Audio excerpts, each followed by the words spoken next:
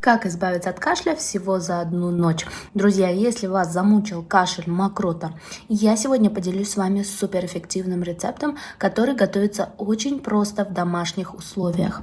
Вам не понадобятся дорогостоящие лекарства, всякая химия. После употребления этого средства вы забудете о кашле раз и навсегда. Друзья, пока вы смотрите рецепт, не забудьте подписаться на мой канал, поставить лайк и поделиться этим видео с друзьями и родными. Для этого рецепта вам понадобится 1 стакан молока, 1 чайная ложка сливочного масла, 1 чайная ложка меда, 1 желток и щепотка пищевой соды. Сначала разогреваем молоко. Как только молоко закипело, добавляем сливочное масло и соду. Как только молоко станет теплым, добавляем мед и желток.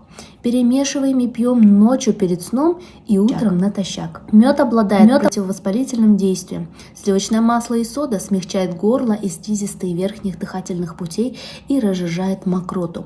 Не болейте и будьте здоровы!